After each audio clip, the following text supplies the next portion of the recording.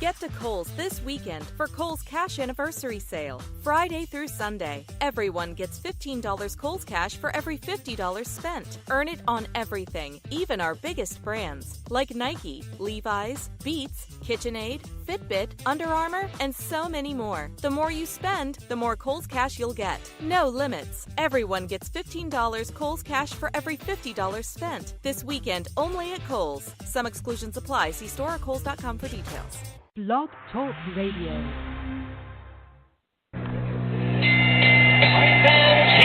we go with the main event of the evening. Ladies and gentlemen in attendance, moms and dads joining us around the world. It's time for the bout you've all been waiting for. Finally, it's showtime. Here, man, we dedicate our life to this sport. We do thousands of sit-ups in camp. We run hundreds of miles, for the ones that take it serious. And we just dedicate ourselves fully to our craft, man. We watch tape. We have attitude. We rooting, and we go into that fight just to land on the line.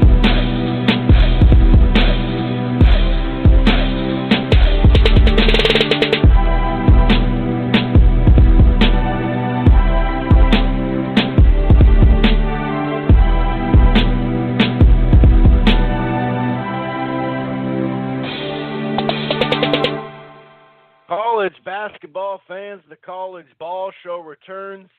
I'm Chris and he's Marshall, and we're here to discuss everything involving the world of college basketball. Now, obviously, March is here, right? March 1st was Friday? It is March 3rd today. That can only mean one thing. March Madness is, I shouldn't say officially here because we still have another week, but we're on the home stretch, folks. We are on the home stretch. And one more week, literally one more week of the regular season. Then, it'll go to the conference tournaments and then the big dance. So obviously, we didn't get to do a show last Thursday or whatever. I think it was Thursday we were trying to do one. Weren't able to do it. So we figured, why not do it on a Sunday? You know what I mean? We just got done Saturday, Sunday games, a variety of pretty damn good games, I'd say. And we're just going to kind of start with a recap from yesterday and today. There was a variety of good matchups, across the country. Tennessee finally got off the schneid in a major way, too. They played one of their best games, I'd say defensively especially. But Tennessee, they had lost to LSU, then they had lost to Kentucky, kind of got beat up in that second half, but they turned it on at the right time. They really needed a W against a top team after having that 19 in a row and then losing those top-tier matchups. But if you look at the landscape in the top 25, we had several ranked teams go down. So we're definitely going to start with recap, like I said, from today and yesterday especially. And then we're going to look ahead. There is a variety of games, like I said. It's the home stretch. It's the last week of the regular season before the conference tournament starts the week after. Now, I'm sure there are going to be some conference tournaments, going on this week because, the smaller conferences anyway. But as far as the major conferences, can we really say that Pac-12 is a major conference? Can we do that? They're going to get one team in probably. Maybe two. But there is a lot to look forward to this week, and, of course, next Saturday. Probably Sunday as well. Duke, North Carolina, the rematch. Will Zion be back for that? State, Michigan, a whole lot riding on that. Purdue has two games against unranked teams. I think it's Northwestern and Minnesota.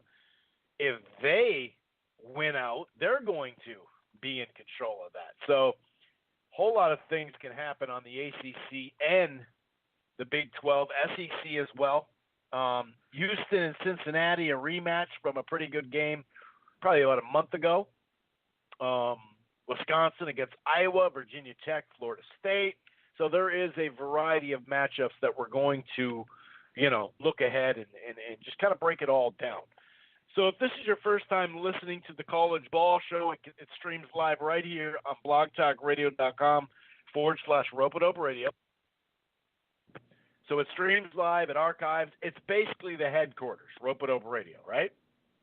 But you can check the College Ball Show out under the Rope-A-Dope Radio podcast on iTunes, Spreaker, Stitcher, Player FM. We get a lot of listens through Player FM. It's a really good site. A lot of people like the setup, as well as TuneIn. If you get the TuneIn app, you can also go to Spotify. And speaking of Spotify, the College Ball Show is a member of the Grueling Truth Sports Podcast Network as well.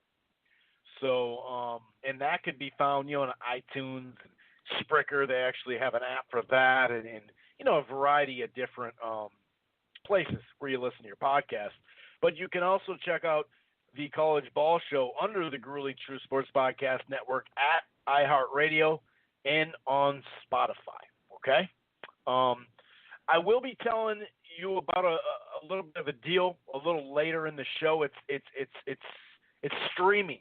It's about streaming. So many people have either cut the cable or are thinking about it, kind of lingering. I had normal cable for years, and then the last 10 years plus, I had DirecTV, so the satellite cable.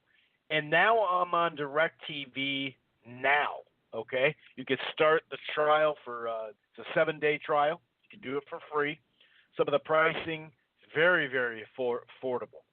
40, 55, 65, 75. Really good pricing there. Okay, so I'm going to give you a little bit more detail on how many channels it is and just a variety of things when it comes to DirecTV Now. If, like I said, you've cut the cord or you're thinking about it. I cut the cord last August, and I gave myself about 5 weeks. I tried Hulu Plus, I tried YouTube cable, I tried Sling, and I found DirecTV Now to be the best. Now, if you're also, I'm going to give you the deals and some more specifics later in the show on the DirecTV Now, right? But if you're an AT&T customer, so I've been an AT&T customer since my second cell phone, and it's a better deal. Okay, so hang around for the DirecTV Now, but I'm telling you, the AT&T, if you're an AT&T customer, it's definitely a good deal. Definitely a good deal. I'm going to shut up for a little bit when it comes to that, and let's get into this now. I'm going to go ahead and bring in Marshall, my co-host. Marshall, here we are, man. The stretch run is here. The home stretch, the last week of the regular season. Then we get into the conference finals, and then, of course, we all know, the big dance is after that. How are you feeling with a week left as a college basketball fan and as a North Carolina fan who has a big, big matchup coming this Saturday against the arch rival Duke? I'm feeling good, man. I kind of wish the tournament was starting like this week. I think right now is about as good as Carolina's been playing. We had a little bit of a closer game against Clemson, but Carolina's been on a roll. They beat Louisville. They beat Duke even with the Zions out. We're just catching like a good kind of rhythm for our season, and that probably can't last forever. So, nonetheless, Carolina's like at the 2 seed right now, possibility line in the tournament. So from a Tar Heels perspective, I think the freshmen are getting better. Obviously, we got a handful of seniors too, so I think the team is just kind of going on the right track. Obviously, like you said, though, we still got so much time left. We still play Duke this week. We still got the ACC Conference Tournament, which is always entertaining, stressful, kind of everything together. So we'll kind of see how it plays out. Right. But like usual, Roy normally gets the boys like playing better at the end of the year. It's kind of the same routine of defense at the start of the year is kind of weak. The defense gets better. Offensively, we're starting to figure out that our freshmen have more talent, and I think that just comes from natural growth as a freshman player. That Kobe White kid is special. I doubt I'll get to cheer him on next year because I would assume, sadly, he's probably leaving to go make some big money. But yeah, it's just all going in the right direction. Yeah, I'm sure he'll be in the NBA. Hopefully goes to a team I like cheering for. So, yeah, and from a regular perspective, man, it's just we're about there. You know, the bracket day is always one of the coolest days of the year. You always they always have the Big Ten. Well, it used to be, I should say, you always have the Big Ten tournament to watch, then go to the bracket. I remember last year though, the Big Ten did their conference tournament a week early. I'm not sure if they're doing the same routine with that this year, but that was just to get okay, it in so, Brooklyn. That was just to get it in New York City. But no, we're not. That's not how it goes this week or this year. Oh, okay, cool. So yeah, we're getting close to that. Watch the Big Ten tournament, and then chill on your couch for about half an hour, and then go over the bracket. So yes, now the sad part, the very sad part, is that with coaching this year, and with softball being my second sport from basketball, we actually have a tournament the weekend after the brackets come out, which is regularly my trip of a lifetime, trip going every year.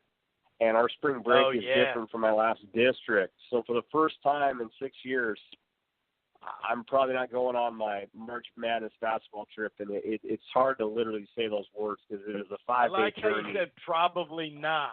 You're like, probably not. But I'm still holding out faith just in case. You never know. If there's a will, there's a way. If there's a monsoon that weekend, I am getting on that trip. So, yeah. So nonetheless, it'll be a lot of basketball to watch. And hey, I got to throw this in there. We still have a chance, as of right now, on this podcast on March 3rd, 2019, 8:57 p.m. Central Time, that Kansas may not win the Big 12.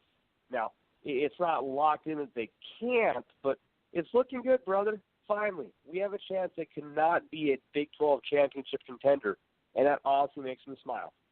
K-State just has to keep winning some games.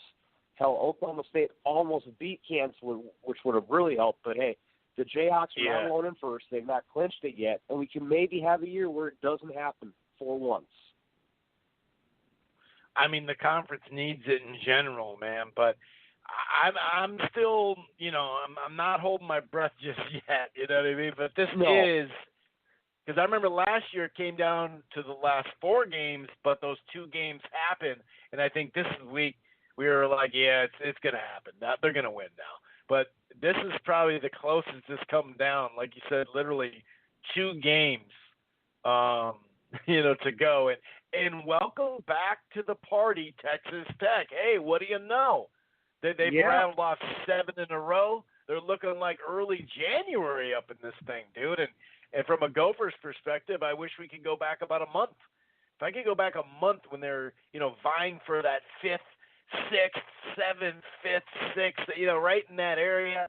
Now we're just trying to, we're on the outside looking in with Purdue and Maryland to close the season, which you can look at it both ways. You can go, well, I mean, they got a chance to, if they win one of them, they're probably in the tournament. But just the fact that, you got to beat those 2 teams. Maryland just lost today. And it's not like Purdue needs it. So it's not like they can just be like, oh, we're going to rest our starters for the last game because we got this thing locked up. So, but I'm excited. I mean, it's March. Although it doesn't feel like it here in Minnesota right now, it is March, and March Madness is official. No doubt about it. Now, I mentioned a variety of games throughout the week and, of course, on Saturday and Sunday, just kind of browsing over them again. Duke, North Carolina, that rematch with Houston and Cincinnati, Wisconsin, Iowa, Virginia Tech, Florida State, Michigan State, Michigan, the rematch. I was kind of surprised Michigan State beat them the first time around, being that they had, they had just lost their second leading scorer. So I haven't actually heard too much about Ward and when and if he's going to return. I'm sure we'll get a little bit more detail as we go. But as far as yesterday and today, we'll talk about a variety of games here. Like I said, we did have some upsets, and I guess you could say not shockers, but surprise. Like, I thought Tennessee would win. I picked them to win. But then again, they probably played their most complete game because they were able to played great defense. They beat Kentucky 71-52. Kind of got him back for getting beat up in that second half of their last game, probably 2-3 weeks ago, something like that. And the fact that Tennessee needed not just to keep pace, but they needed to get that W after losing to LSU when LSU had one of their key players out, and losing to Kentucky pretty handily because they had that 19-game winning streak, and getting back to try to win the conference, but also just finding your groove back as we get into the conference tourney is huge. You mentioned that really close win by North Carolina on the road at Clemson, 81-79. Indiana, who has actually played a lot more competitive ball lately, and especially lately, because they've won back-to-back games against ranked teams. They beat Michigan State at home 63-62. Houston, I just spoke of them in Cincinnati. The reason why that's even closer now in that conference is because UCF knocked them off 69-64, and Cincinnati has to go against UCF and Houston this week. That's kind of interesting there.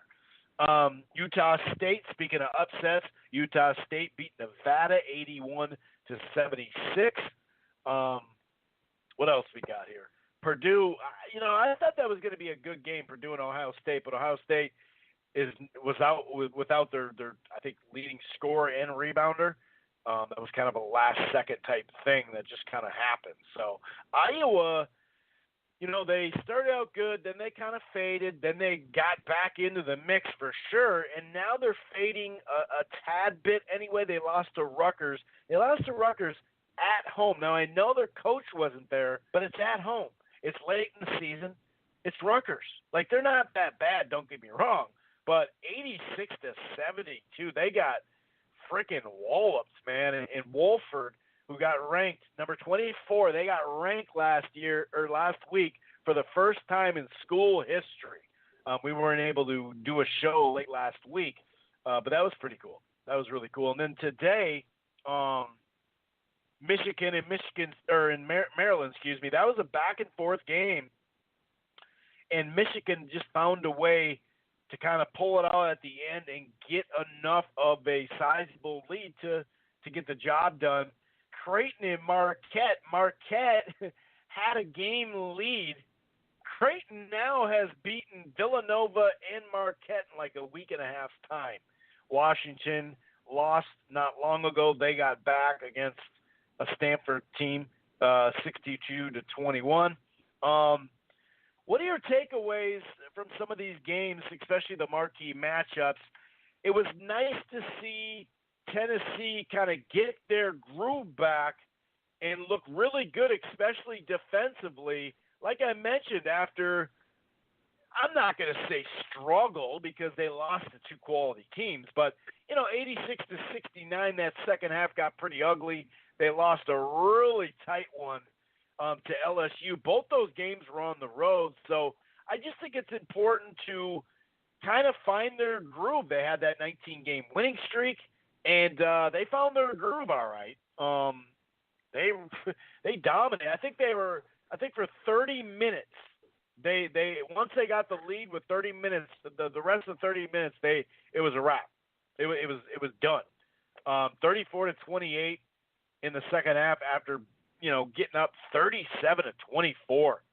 PJ Washington had kind of a very lukewarm game. I believe he was in a little foul problems, if I remember correctly. What do you think, though? It's nice, like I said, to get Tennessee, some of that mojo back. Literally, Kentucky had just one other just one guy, Washington, in double digits. Otherwise, although when you look at the box score, it was spread, and I suppose you're not going to have too many double-digit guys when you only put up 52 points. But Tennessee, they came out with a vengeance, and it was really a two-man game, Williams and that Bone. Yeah, they just keep getting better and better. That Grant Williams, I don't know, becoming one of the best players in the country this year. I mean, maybe he's not super flashy for the draft prospects, but for a college player, I mean, every time you almost watch the game, he's become their go-to guy. And I mean, Schofield's good too. They got their point guard Bowen, who said he had a nice game. But, earlier in the week, Tennessee and Grant Williams beat Mississippi State on a buzzer beat. Well, not a buzzer beater, but Williams scored with 3 seconds to go in the game and for a win. And now he has a nice game again tonight. He had the game earlier this year where he was 23 of 23 from the free throw line. So this Grant Williams guy, I mean, he's going to be a guy in March that it's just going to be kind of his time to score for the team. And we also, again, like you said, have a point guard Bowen who keeps getting better. Schofield also has his days where he's pretty hot. He didn't have the best game yesterday. But I think, like you said, it's just kind of a nice reassuring win. I would say they're definitely, you could argue that they've been maybe the best team in the country this year, or at least they should be a team that would be mentioned in your top 3. They did lose, like you said, that game against Kentucky. You come back and lose to LSU in a hell of a game, and then you bounce back and kind of avenge your Kentucky loss. So Tennessee, man, the stock, I think, just continues to go up. We've talked about them all year. They only have 3 losses on the year. Again, you split with Kentucky, so you can say that's 50-50. LSU is a tough one, and before that was kind of the preseason. So, I mean, this team is just getting better and better, brother. I don't know how much more to give them compliments. I guess I'm a little biased. I think it's kind of a fun team to watch just because they're so offensively talented. But to go along with that, as you said, yesterday it was their defense that was kind of the main point of the victory. So if we're talking about a team that has 3 very talented offensive players with an incredible home court advantage, now you're maybe getting your defense improved at the end of the year, that's a really good combination, Chris.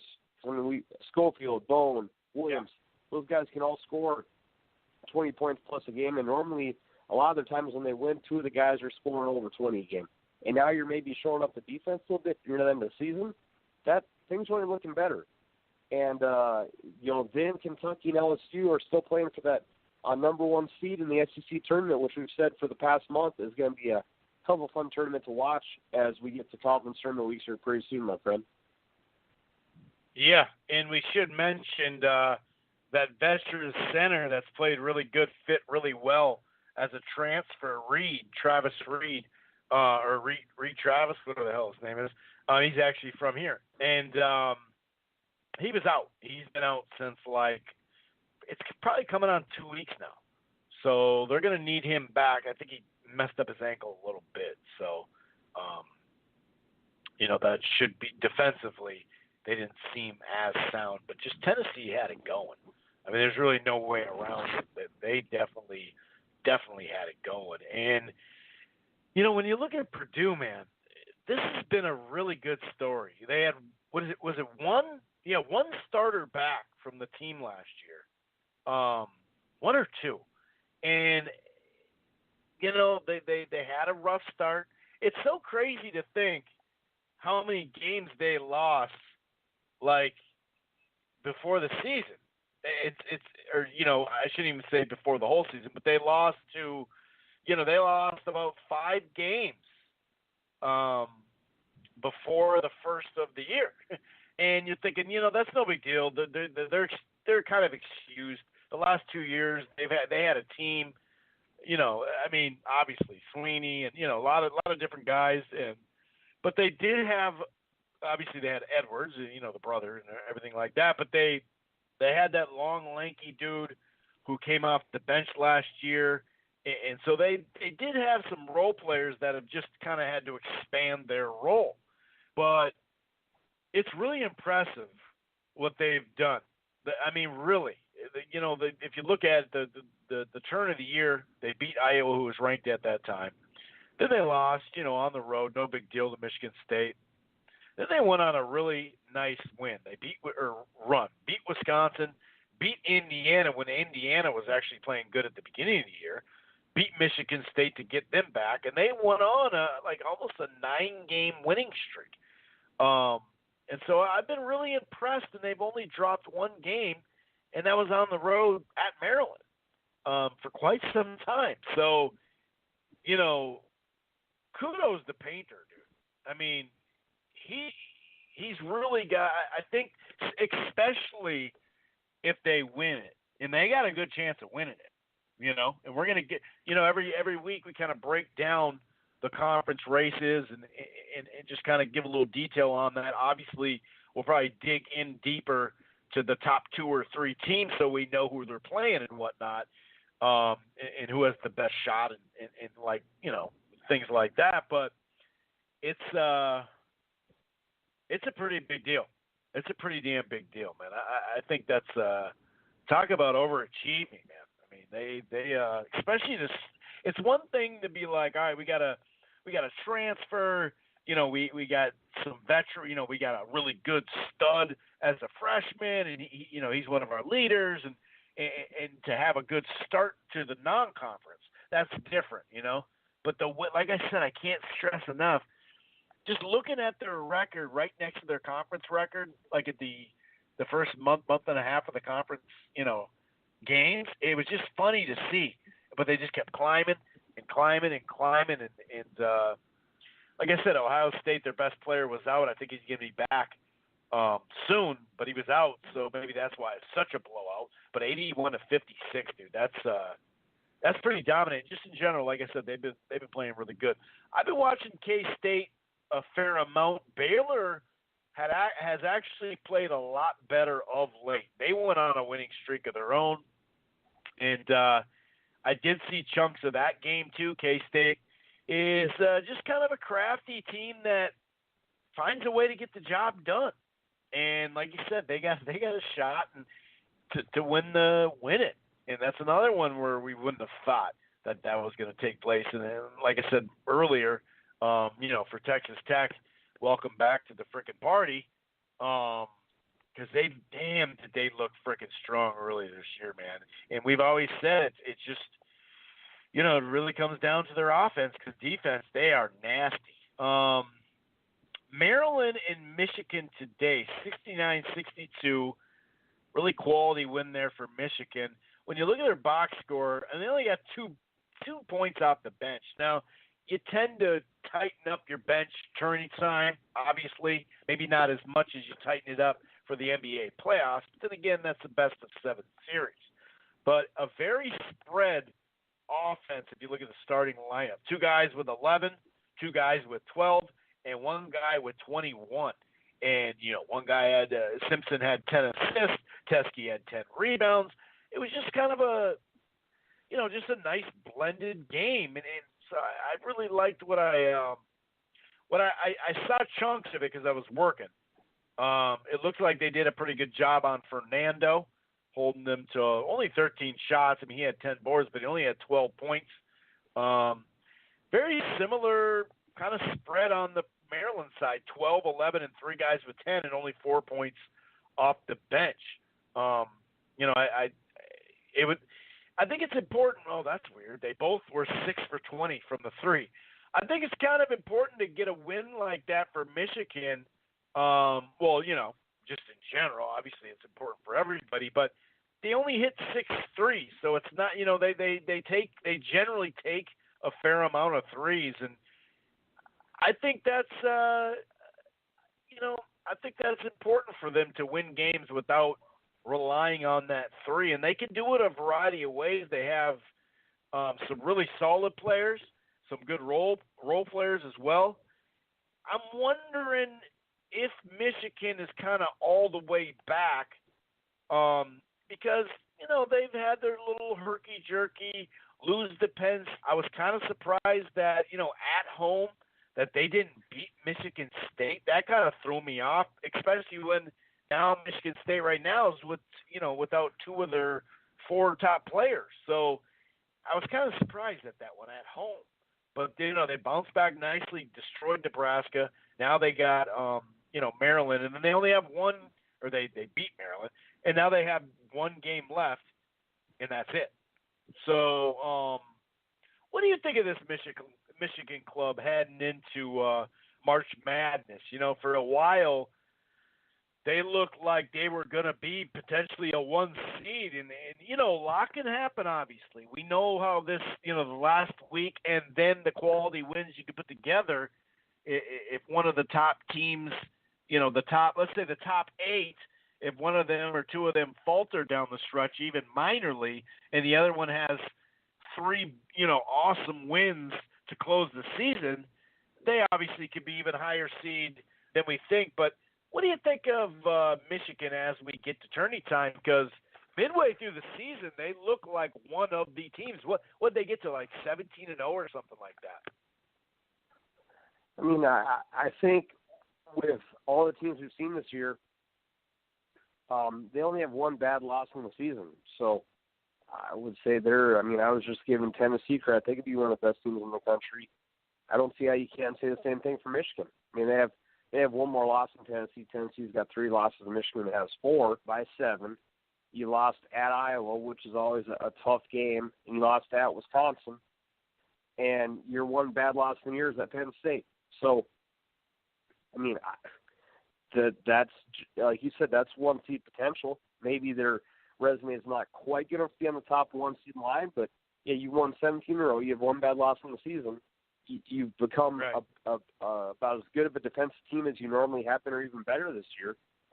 And Michigan, we always talk about teams that have reputations. They're always freaking good in the tournament. It seems like they're always a team that just, no matter what, if they're in your bracket and your team's got to play them, you're pretty much screwed. Because I mean, I think this is year 7 or 8 of our show, and we have almost never had it where Michigan's had like a first round exit. They're always like, how the hell did they make the Sweet 16? Or, they're in the Final Four. Like, what? But they do it almost every season. I cannot recall many times where we've done a recap show for the tournament. Like, Michigan lost their first round game. It's like, no, they're normally guaranteed to make the following weekend. So, what seed? Not to interrupt you. I wouldn't doubt them. What seed were they when they made it against Louisville? Weren't they like a 7 or something? Between a 7 to a 9. Yeah, 7, 8, 9 in that area. They definitely weren't a top 4 seed. Again, they're just a pesky bunch. They've had the same coach forever. They got that 1-3-1 defense. I mean, they're a team you do not want to play in the tournament. And to have a better record for the regular season than you normally do, and an incredible March resume, it's like, dude, and you're good at defense. It's like they're got all their pieces together. And okay, you lost to Sparty. Like, you lost your in-state rivalry in a huge game, and I guess that's a tough loss. But shit, I mean, so someone had to lose that game. Their record's just as good as y'all's. So I would be looking forward to seeing them make another deep run, but I guess at least they won't be an underdog this time. I mean, it's like, Michigan, they're the 7 seed. Like, good luck. But this year they're going to be like probably a 2 or 3, as you mentioned. Maybe a backdoor 1 cover if you win the Big Ten tournament and some other things play out. But yeah, I would not be wanting to face that squad in a couple of weeks, Chris. Yeah. And as we get to Monday, Tuesday, Wednesday, all the way to Saturday, you mentioned the word pesky, and I think that's fitting here. Some pesky games, whether it be road games like Virginia at Syracuse, kind of pesky, could be pesky. A lot of these teams that need the win, we need to win, and we're at home in college basketball, especially in a good conference, a great conference in this example. You see, it is not easy to get those W's. That's on my radar. That is on my radar. Virginia and Syracuse, Texas Tech, they are at home. They're playing Texas. I think they can get the job done. Kansas State on the road against TCU. TCU is a bit of a head scratcher because not long ago they were actually playing some pretty damn good ball. They gave up 104 against West Virginia, which is kind of weird. I don't know. They beat like a ranked hot team 2 weeks ago. I think Iowa State. But that was coming off 3 losses in a row. They beat Iowa State twice this year. So that's one where you're looking at it, and actually, according to your favorite power index, according to ESPN's basketball power index, 52.1, TCU is not favored in that game, according to the matchup predictor. I did not know that. I was literally just taking a look at these Monday games going, there could be an upset in there, and lo and behold, a desperate, now this is going to sound like a homer, a desperate Minnesota team at home, Williams Arena, Purdue, Tuesday. The temperature's going to be warmer, so there's going to be people there, and it's a normal start, 7 o'clock, not 8 o'clock. That could be tricky. Virginia Tech and Florida State, that's ranked against ranked. That should be a pretty damn good game, too. That's all Tuesday. I mean, there is some games coming up just this week. Seton Hall has been kind of sketchy, but randomly good here and there. Didn't LSU lose to Florida? Pretty sure. They got to go on the road at Florida. Now that, I know that they're going to be kind of, well, man, I wonder if they have that, one of their key pieces back in that game. I got to take a look at that. And then Thursday, sneaky game, big week, Thursday and I believe Sunday for Cincinnati, as I mentioned, 25-4 traveling to UCF, and no, not that UCF football fans, the college basketball UCF, 22-6 UCF, who technically are still lingering in the conference play, but Iowa traveling to Wisconsin. Iowa badly, well, I shouldn't say badly needs a win to get in, but they've lost. I think it's back-to-back games now. And the problem with losing back-to-back, okay, no big deal, but they lost to Indiana, and then they got their they got their ass kicked 90-70 against Ohio State, and then turn around and get pretty much dominated by Rutgers. And like I said, I realize their coach isn't there, but their players still are on the team, right? It's not like they got scabs in there or anything like that, do they? Not that I know of anyway. So, kind of interesting games. Any of these games during the week before we get to the marquee matchups, any of these float your boat to kind of keep an eye on under the radar? Yeah, I think that the TCU, their home ways have been pretty impressive this year. Unfortunately, like you said, they beat Iowa State. That was a hell of a close game. I was cheering for Iowa State. Obviously, that's kind of the, second team I like to cheer for. And that game came down to the wire. TCU also, a few weeks ago, also played Kansas super tight at home. That game went into OT. If not for a late Kansas run, TCU wins that game. So if you're K-State, you're walking into not like a crazy super environment, but you're walking into a place where the TCU home team really doesn't get, ever beat that soundly at home. Grant, that's kind of a normal college basketball take, but you have to be definitely nervous. I mean, they're playing for a little more of I should say they're playing for more motivation than they're normally used to. I mean, there has to be part of a little extra pressure of guys, hey, we can finally win the Big 12. And I know that winning a conference tournament isn't necessarily everything for how far of a run you're going to make in March Madness, but there has to be even the part of the players and coaches of guys, we can actually finally win this conference and not let it be Kansas. And there has to be a little bit of a bonus of hey, we could make some damn history for the first time in 14 years, so let's, get it done. But I'd be surprised, Chris, if that score, if K-State wins, if the wins by more than 4 or 5 points. TCU's been on a good run, so I think that'd be a very fun game to watch. And also, even though it's not been the most beautiful season, you still got Texas Tech playing Texas, and I know that, again, Shaka has not really been things have not been perfect for him down there, but it's still Texas Tech and Texas, so obviously a rivalry game. Texas Tech, again, has something to play for. Their emotions should be riding high as well. Texas has had moments this year where they've looked really damn good, so I would be a little nervous if I'm Texas Tech or K-State of okay, guys, these are tougher games. They're winnable, but they're tougher, so let's go get the job done so when we come down to the last game of the year, we can be playing for a Big 12 conference title and not have it be the other team. Now, I'll say this. If Texas Tech shoots like the way they did against Kansas a week and a half ago or so, that team can make a damn deep run. we're going back a little bit, but when Texas Tech played Kansas, that team came out and shot lights out like they were the damn Golden State Warriors. That was a freaking beautiful thing. So I think they were like legit 10 out of 17 on threes, and they were up 20 points 12 minutes in. It's like that team was just lights out.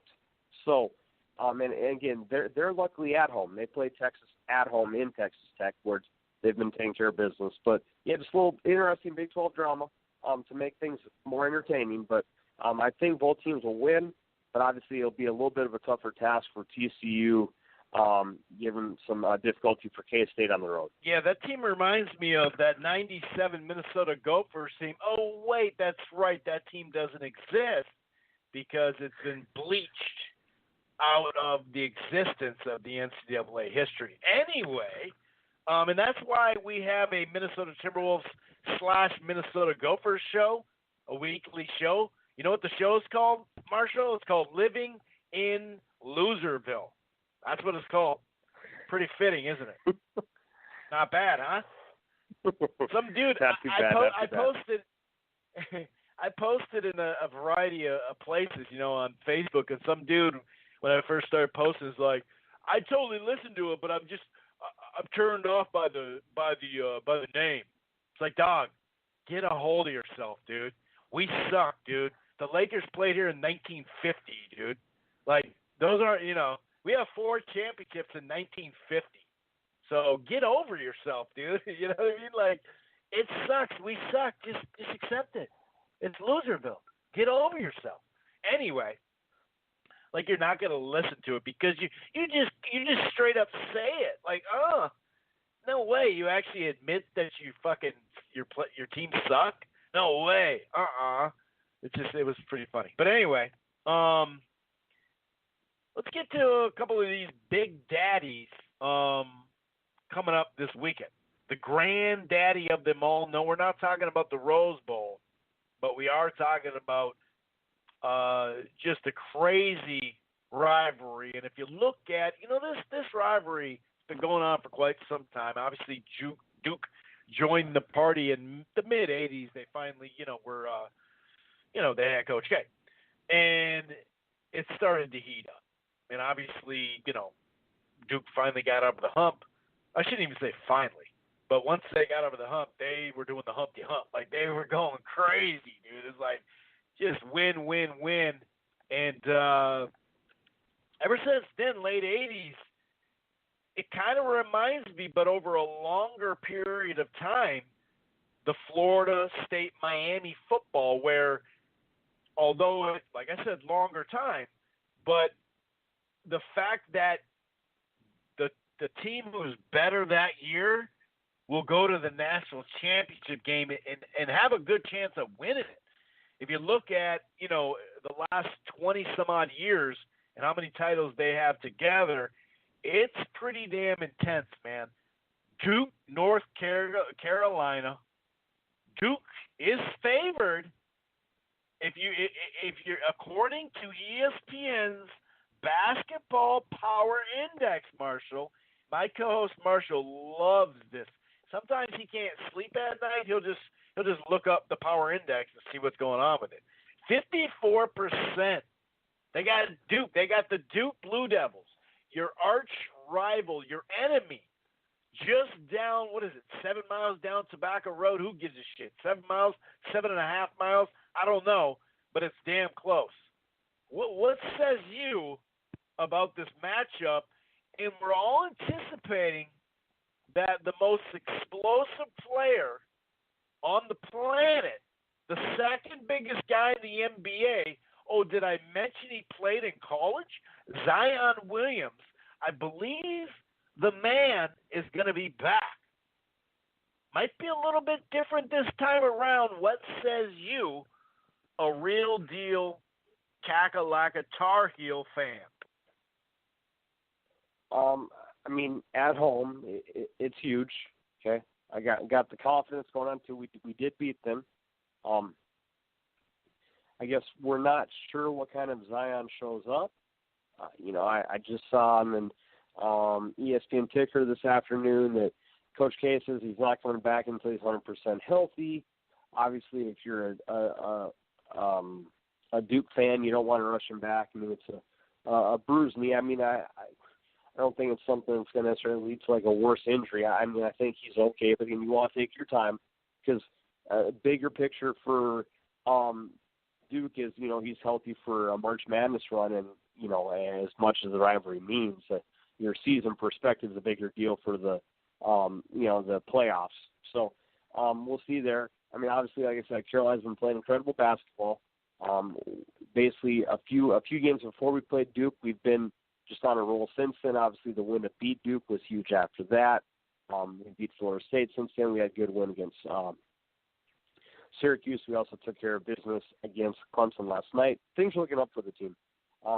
There's been plenty of times where we've been an underdog at home against Duke. We've gotten the game done. Obviously, Zion is a hell of a good player, but is it some insurmountable task? I don't think at all. I mean, we proved that we could basically kick their ass without him, and I'm not saying that he's not a massive difference, but he hasn't been playing. He's probably going to be a little rusty. Who knows? But if we have the team we've had lately, and he doesn't play, I'd really like our chances. If he does come back to play, I think we're going to have a hell of a fun basketball game to watch. I mean, again, is he a great player? Yes, but did they lose games with him in the lineup this year? Yes. I mean, they lost to Syracuse this year with him playing. I'm 98% sure that game occurred, and they also lost to Gonzaga. I mean, what's holding you back on the 2%? What's holding you back on the 2%? Okay, go ahead. So I'm not saying it's impossible, but there is part of me that would just kind of like to see, okay, well, we beat you without your boy, so now hell, let's try and do it now with him. I mean, there's kind of that shit talking standpoint you have as a fan of like, all right, we beat you. At worst this year we split. Man, if we can sweep you this year and your boy Zion plays and we win at home, like that's a hell of a way to go into the conference tournament. And knowing our luck, it's happened, I don't know the exact number, but a handful of times where we play them in the ACC conference tournament itself. Who knows? Maybe this could be round 2, and we have round 3 coming up in 2 weeks. So I like my boys' chances to win. It's at home. I would never pick against them at home, especially with the way Luke May and Kobe White in this year a little been playing. So I like the Tar Heels to win, Zion or not. If he does play, it'll be another fun chapter for what's been obviously an incredible rival that only continues to get better. So, yeah, that'll be a very entertaining game to take in on Saturday. Do they have backup rims in the facility? Because if Zion plays, they're going to need one. They're going to need. More important. Do they have? Do they have extra shoes? And balls too, because he'll dent the fuck out of a ball, dude. And that's just trying to grab it from somebody. I'm going with my boy Zion, and I'm going with my boy Trey Jones to pressure that young freshman who's going to get a contract in the league. But yeah, I'm going with as long as Zion plays. The whole rusty thing. If he was a shooter on the outside, I'd be more worried about that. But old boy was shooting 70% from the field this year, Marshall. Sure. 70% from the field. He's like 10 of 13, 10 of 12, 8 of 10. Every other fucking hoop is a dunk too. But anyway, yeah, I'm going Zion. I'm going the future. And did you say bruised knee or bruised bone? Because if it's a bruised bone, that can be real tricky, dude. And the reason why I say that is because Covington, one of the best defenders in the league, in the big league, he's been out since Happy New Year. He's been out since New Year's with a bruised bone. Wasn't you it can actually hurt knee? yourself more. I thought he strained it, like he bent it. I don't know. I don't think it was bruised. Okay. Now I'd have a little different feel on it. Of course, can you bruise him? I don't know if you can even bruise him, dude. So I doubt you can bruise him. That's true. I'm going with the big teddy bear. You know what I mean? Like, how are you going to dent him? He'll just dent you back.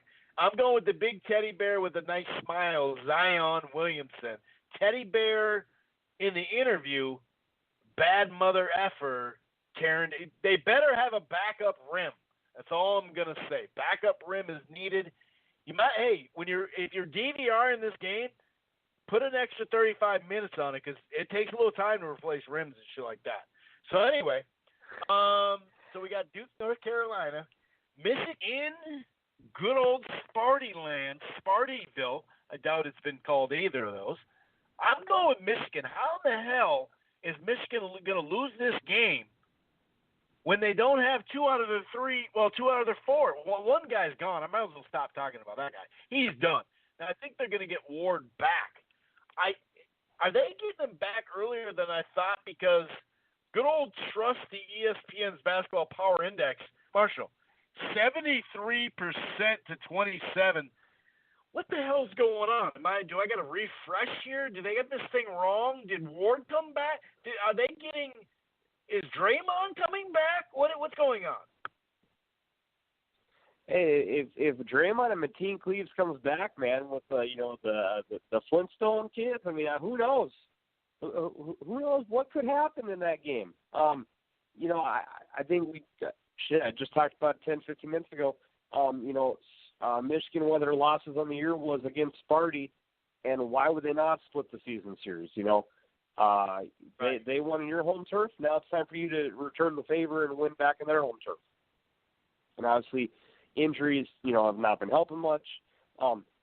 This is, basically two of the top 10 teams in the country playing each other. You would assume that they would split in the year. That's certainly how those rivalries go. As much as I hate Duke, I mean, it's rare when one of us either splits a season series. It sweeps a season series.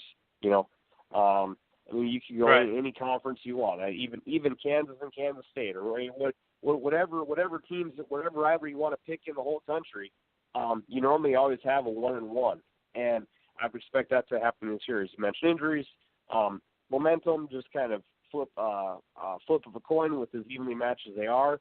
So I will take Michigan to win on the road in Sparty. But again, I think both those teams are going to have plenty of longevity coming up in the next couple of weeks. So we've talked a lot about Michigan in the show, but Michigan State, their resume is just as nice. They had a little bit of a stretch of the last couple of years where they were making some early exits, and I don't see that being the case again this year. That Izzo's normally been a pretty rock-solid guy making deep runs. I expect that kind of happening again this year. So a very fun game to watch as well. So, you have Michigan State, Carolina, Duke. Normally it was always Iowa State, Kansas end of the year, too. I'm not quite sure why Iowa State, Kansas played so super early this year with both their games. But definitely a fun game to it's kind of like a second part of rivalry week with the way they finish the year, because a lot of times, at least with the scheduling, the way they make it work, Chris, is that you get to play your top rival to finish the season. It's not always the case, but normally these games are always painting, and you're finishing against a rival of some sort in your conference to wrap up your regular season play. So here's another one I got my eye on. In fact, forget getting my eye on it. I'm gonna ask her out. I'm asking her out. I'm gonna shoot my shot. Iowa State at home, needing a win to improve their seeding. Texas Tech on the road. I'm going Iowa State to beat Texas Tech. Yeah, I'm going for it. I'm gonna shoot my shot. I'm asking her out. I'm gonna be aggressive on the date too. Well, I mean, I am picking against Hilton Magic. I will take the Cyclones. Now, I hope if they win, I hope that does not give Kansas a title. There'd be a little bit of a bittersweetness in that. So I'd like Iowa State to beat Texas Tech, like you said, to improve their postseason rankings. Right now, they're probably looking to be in like a 4 to a 5 seed. Maybe if they get a couple of wins, they can maybe scooch in like a backdoor 3. But I mean, Iowa State's, they got a good team. But obviously, that win would be a nice boost. I just hope that win will not cost Texas Tech or K-State somehow a chance to win. So that kind of puts me in a weird spot. I guess I should cheer for Iowa State nonetheless. I just don't want to see Kansas be the team listed on top of that Big 12 tournament this year, or Big 12 conference, because they've won that enough. It's like the damn Atlanta Braves in the 90s with NL East baseball forever and ever. But again, in a similar way, they're so similar to the Jayhawks because they only have won one World Series. So it's again teams that have won time after time after time regular season. You only got one title to show about, and I hope it stays that way too. Because I don't want to. God, I do not want to talk about Kansas winning the title. They had their lucky run against Calipari when Derrick Rose can't shoot free throws, and I want it to stay that way, Chris. Why you got to bring Rose into it, dude? Anyway, speaking of baseball, I'm pretty sure there was like some sort of signing. Something happened in the last. Someone just made a bunch of money. Who did? Huh? I can't. Is it? What team I know did where he this play is for? going. What team did he play for? I'm You're probably sticking with the Nats, and I also kind of have to support Harper now too. You're probably happy because you didn't want to see him in those last 7 years of that deal. You know, you're not happy. I can't. 13 years. That's so freaking. I mean, that's so damn dude, that's long. poor That's management. freaking nuts. That's poor management, dude. That's poor management. You got to re-sign the guy. That's poor management. I'm just kidding. Little inside jokes going on, guys. Little inside jokes. You don't get it, but he gets it. Trust me. Here we go. AAC. Okay, the American Athletic Conference, the conference that used to be some of the Big Ten, but then it wasn't, and it switched, and it's all over the place. UConn still exists. They're just 5-11 right now. That's all. Houston and Cincinnati are tied 14-2 apiece. Now, Houston beat Cincinnati, and there's a rematch. Although, like I said, technically speaking, Cincinnati has to go against tied or in second place, really third place, I guess. 12-4 Central Florida. So it's not like that's going to be an easy run. But look for that Sunday, kind of, we call it under the radar, but only under the radar for the mainstream fans. This is a pretty good, interesting game here. Houston, Cincinnati, right now as it stands, 8-23. Obviously, that'll change here in a second, but that's for the whole kit and caboodle more than likely. I mean, unless no, that would be it. Yeah, that would be it. Even if they lost, they could still beat them and tie. So, yeah, take a gander at that one. They're both 14-2. That'll be Sunday. Definitely something to pay attention to. And as we get into the ACC, you do have Virginia up there at 14-2. You have North Carolina at 14-2. And Duke, 10-3, one game back. And obviously they beat Virginia twice, so they could tie and win it. Oh, wait, no. So Virginia has to. Okay. I didn't even think about that, but they have Louisville and Syracuse left. So there could be a stumble there potentially. Kind of forgot about that. So obviously that puts the emphasis, pretty damn strong on Duke, North Carolina, especially if Virginia went down, because that would bring in Duke to the fold as well. Florida State and Virginia Tech are both 11-5, and you have Louisville and Syracuse they're good clubs. They're not very good to great. They've shown signs of being very good, but they're just okay. That's 10-6 and 10-7 in the ACC. And the conference we've been talking about all frickin' season long, Big 12 Conference, Texas Tech and Kansas State on top, 12-4, but just lurking behind them in the bushes, 11-5 Kansas, man. And when we break this down here, we already mentioned Texas Tech is, that Texas game at home is a must-win. And, both of them are must-wins. But that on the road to close the season at Iowa State, I do not like that one, Marshall. I don't like it. They're going to lose the damn game. We talked about it too much now.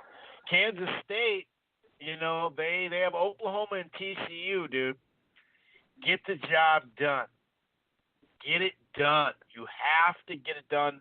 For the sake of your conference, for the sake of your school. That would be pretty funny if Kansas State won over Kansas, too. Baylor really, I don't necessarily like the Baylor program in sports in general, especially football. But remember, basketball years ago had the death. They had that shooting and shit amongst players. But on a brighter note, but they're 10-6. So the way they started, I was like, yeah, Baylor kind of looking like the football squad, you know.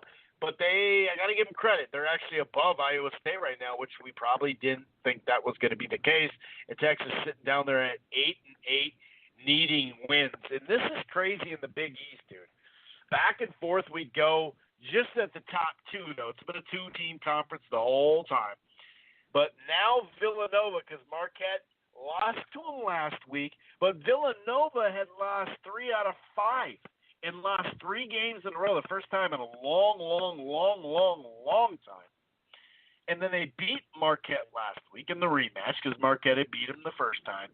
And here they are, 13-4 and 12-4, a half game back now. Marquette fell back, and Creighton, who's 7-9 in conference, 16-13, beat them both in the last chunk of days. So that's, I guess, some excitement there. Purdue sitting at the top of the Big Ten, 15-3, Marshall. Michigan State and Michigan, 15-4 and 14-4. I forgot about that. Then you have Wisconsin 12-6, Maryland 12-7 now, and Iowa 10-8. Ohio State is 8-10 along with Minnesota. Those Minnesota has just been on the bubble, then they're off, then they're out. They're the first 4 out, then they're in, then they're out. They've been just kind of lingering in that moment. So Purdue's like, hey, go ahead and beat each other up. I just got to win out Northwestern and Michigan. So you got 3-15 and 8-10. But I told you, Marshall, Minnesota needs it. And when they need it, they'll lose. No, whoa, I didn't know this. The Mountain West just got interesting.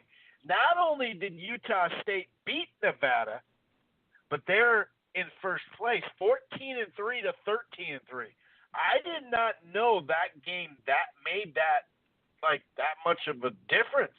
Ooh. I knew it was an upset, but I had no clue that it was like that, dude. Who won the first meeting? Did they even play twice? I don't think they did. Oh yeah, they dominated 72-49 the first meeting, and now Nevada, the Wolfpack is falling back to the pack. Huh? I never really trusted them. I really never did. You want a quick Pac-12 little highlight reel here? 14-2 Washington, and we'll move on. Hey, you know what? Arizona State. Yep, you're right. They're number 25. Jesus, you have Nevada, you have all these other teams outside. That's just how bad. Are they even a mid-major at this point in basketball? It's an embarrassment. It truly is. The crazy thing is, dude, Washington's, the best team in there, and they're okay. They just lost to 2-15, who was 1-15 Cal too. So that tells you the strength from top to bottom. Doesn't that tell you the strength from top to bottom? I mean, if that's not strength from top to bottom, dude, dude. God. So they were 1. Oh my God. That is crazy, dude. They had 1 win. Oh, the Pac-12. Those Thursday night. That was a Thursday night classic. I actually saw someone tweet about that game, and I was like, Thursday night classic, and they knew exactly what I was talking about. They're like, yeah, dude, I remember. It seems like ages ago. I think It's like were we watching black and white at that time still, or do we have color television back then? I don't remember, but it was a while ago. But check that out, dude. 14-1 against 1-15, and you fucking lose the game, dude. Wow. You guys suck in the Pac-12. I'd rather be a mediocre team in the Big Ten than have anything to do with the Pac-12 and college basketball right now. Russell Westbrook is not walking back in that door. Either is Kevin Love. Okay, 14-2. Tennessee and LSU at the tippy top. Kentucky's the game back at 13-3. Tennessee has Mississippi State in Auburn left. So you look and you go, Auburn on the road, I believe it is. I wonder if that gets a little dicey. And then you look at LSU, and once my fucking thing refreshes, I'll be able to look at it. There we go. They have Florida, who beat them. You know they're going to be all pumped up about that because right before that Tennessee game, they dropped that one at home, Marshall. That's pretty crazy. But they obviously took care of business. But they have at Florida in Vandy. So really, if LSU wins out, they got it, because they got the head-to-head. Yeah.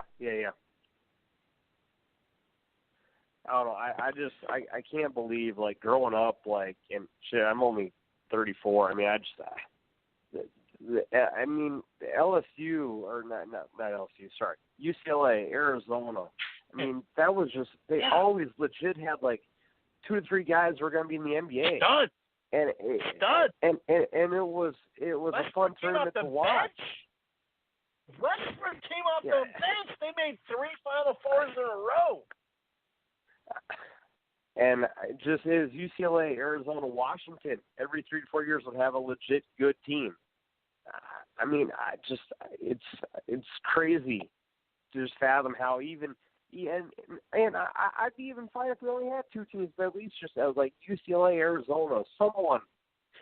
I come back to relevancy to make your conference a little more respectable, just a little bit. It's hard to fathom, and I really can't even mention any other names besides UCLA and Arizona, because the rest of the conference has been that bad. Like, they don't even like really get worth mentioning. I guess UCLA, Arizona, Washington, and then besides that, you have to like dig in like a graveyard to find anyone who's been like worth mentioning relevancy in the past 10 years, and that's scary.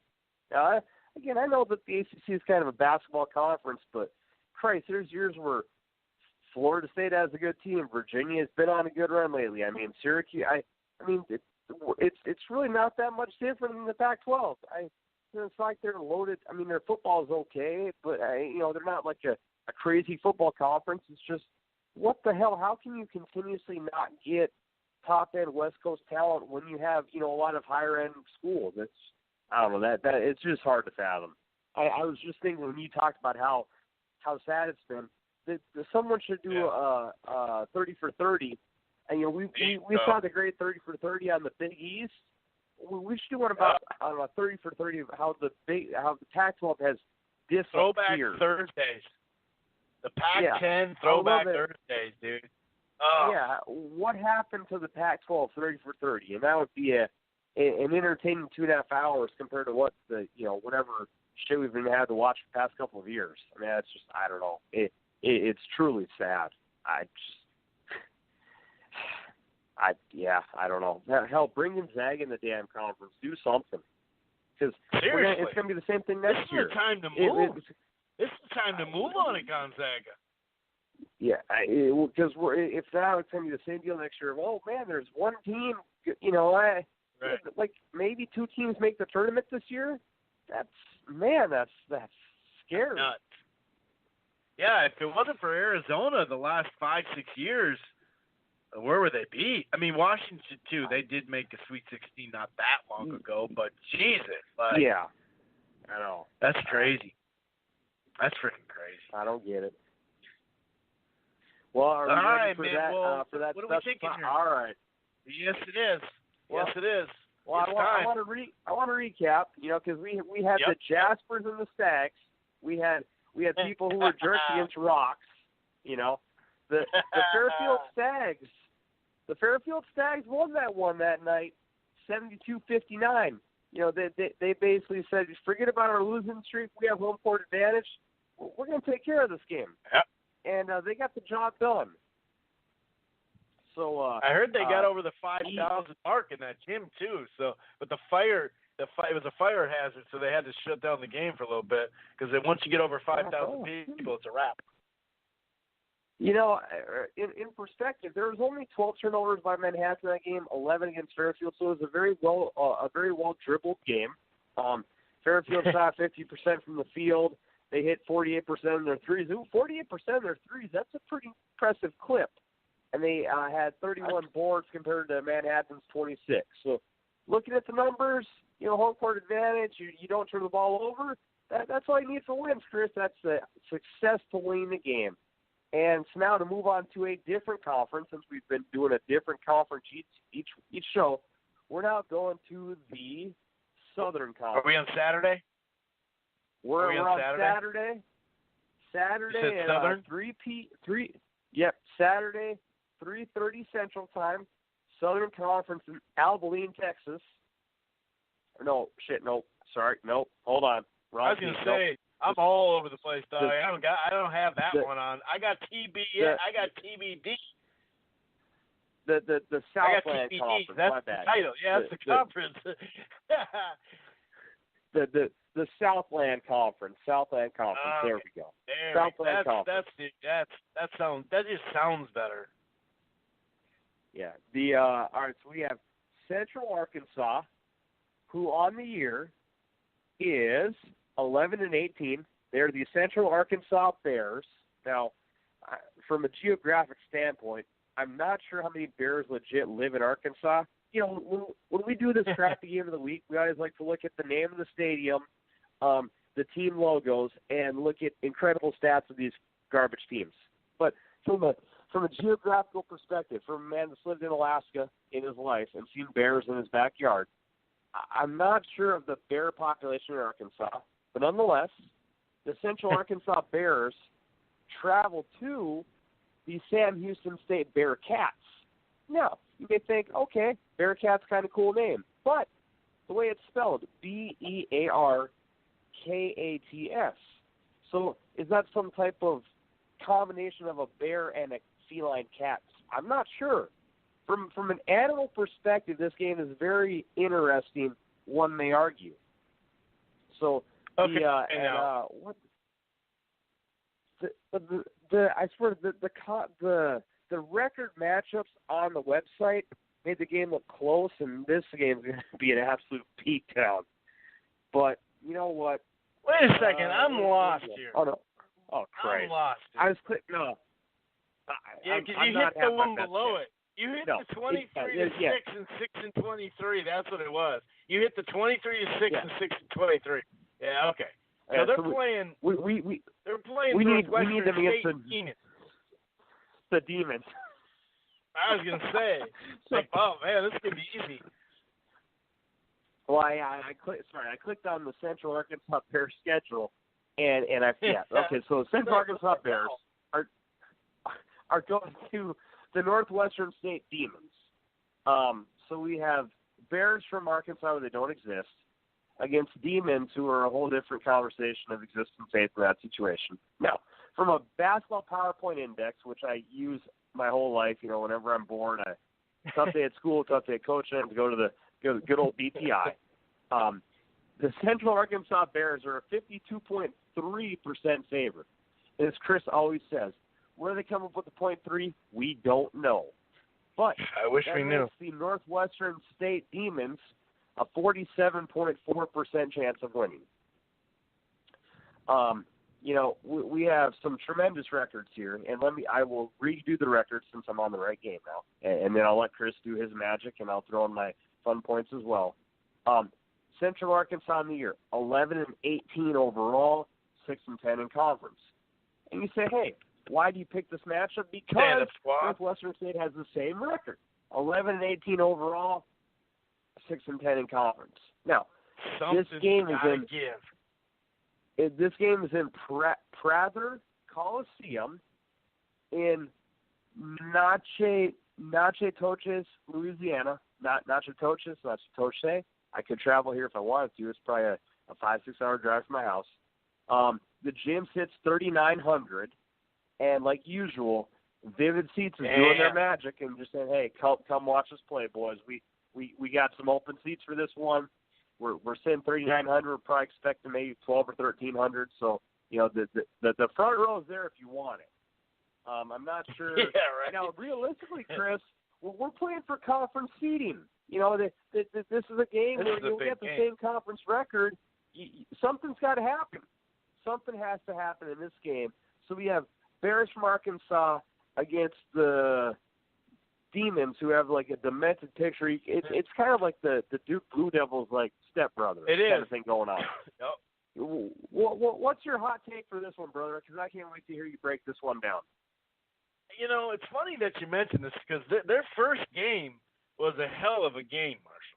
Hell of a game. So, and I remember them, the Northwestern State, they came out hot, dude. They came out hot. They were up 51-27 on Central Arkansas in the first half. 51. I don't even know if they're scoring 1 points, like in games, let alone in one fucking half. So 51-27.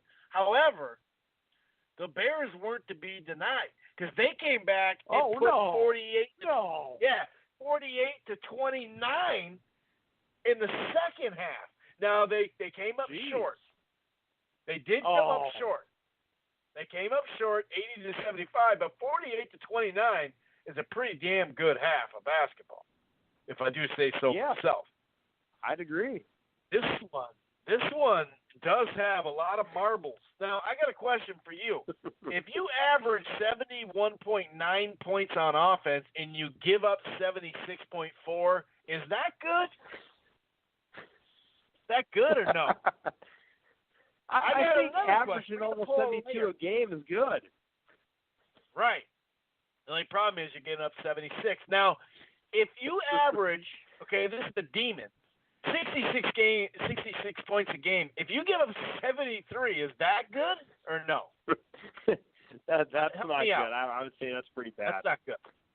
That's like almost a 9 plus minus, negative. Wow, that's pretty bad. Now, let me ask you, Chris. We've Go developed. You know how we have tiers now for the Macon March Madness.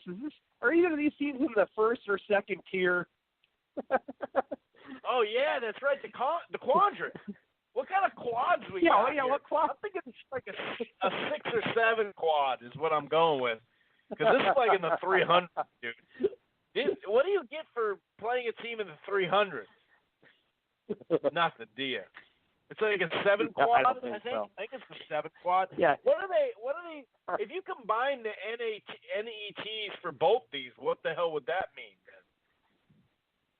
I don't know what the hell's going on. All right, so Central Arkansas has been stumbling of late. They're on a 4 out of 5 from what I can see anyway, losing streak. Whereas it's kind of an every other deal with Northwestern State. Now, we saw Northwestern State. They're the home team, right? True. Wait, that matters. They won. They won on the road, though, didn't they? Did I get that right? Let me see. Yeah, they won on the road, so they already took care of this team. Although, wow, someone must be banged up, dude. Someone must be banged up, man. Somebody's banged up here, dude. All right, so you know what? I'm going with the Central Arkansas. There's no Bears in Arkansas. That's what I'm going with. The Central Arkansas, there's no freaking Bears in Arkansas. That's what I'm going with. I'm going with the road team to just ride on in on a Bear to Prather Coliseum, 39 hundo in route. Let me see what the tickets are going for on. We're gonna help you guys out here. Let me see what they're going for on Vivid. Yeah, they're just like, just please come here. Yep, I'm going Bears. The Bears that don't exist in Arkansas. That's who I'm going with. That's what I got for you, sir. That was a good one. I love that pick. That was once I got my shit together, had the right team set up. My God, that is probably the first time of the show, breaking down garbage teams. And you know why do we do this? Because we've done this now for probably every year of our football show. And I figured, why not mix it in for basketball? Now, it's the football angle is a little bit better because you will have the one in, like this year our football crappy picks of the weeks were just gold. I mean, I was literally giving him 2 games a week sometimes just to piss him off because I didn't know how to pick. When we had the Kansas-Rutgers game this year, it's like that is ideal crappy pick of the week. So if we do it with basketball for fun. We had that one game that led off ESPN, the wrap-up show, too. We had pick. We remember because I played the audio. Audio on the show. Yeah. We literally had you picked a team or 2 teams that actually made the first highlight because it was such a crazy ending, dude. That was crazy. Yeah, so that's a fun segment to do. Now, with some legit basketball, it is Duke Carolina. The Big 12 championship is on the line. The SEC title still for grabs, which is going to be a hell of a fun tournament to watch. The Big 10 is still up in the air. We should care less about the Pac-12. Hopefully, 2 teams make the tournament. Basketball is about to get good. It is officially March. Now, normally the first of the national championship game is normally opening day baseball, so it's kind of like a fun celebration to finish off the year in April. Now, for some reason, baseball's starting like the 27th this month, so you don't quite get the full day of baseball drinking tie into basketball, which I've done many times, and I've not quite made it through all those days. But, yeah, so March Madness is close. We're getting close to our Fill Out the Bracket show. That's another fun one to do. Unfortunately, I probably won't be on a vacation this year, but again, if the rain gods, I got to start doing some prayers. If the rain gods come through for me, I will be finding my way to Jacksonville as quick as, because, Chris, the way the sport world works is ESPN keeps saying Carolina's going to Jacksonville. So it would be such a swift punch to the gut to the first year I take off, they send my boys to where I would be in person. Then I might really need to pull some strings. I might have to give you a call some other people, make some things happen. Things might get ugly, but you do what you got to do to your boys. So, true. Until then, we'll be back to break down what hopefully is a Carolina sweep of Duke. We will break down, hopefully, and pop a bottle of champagne on the show for Kansas not winning the Big 12. There's a lot of stuff riding on the line. And lastly, we will break down the demons against the Bears that do not exist. So thanks always for listening to our podcast. We truly love it. We love the support. We'll be back next week, and things are about to get a lot of fun, folks. The time of the year where you take off work, pretend to be sick, tell your wife you're not feeling good, lay on the couch, whatever excuse you want to have. It's about time to start working on those because March Madness is here, and it's the best time of the year. Thanks as always for listening. The boys are out. Have a good night. Peace.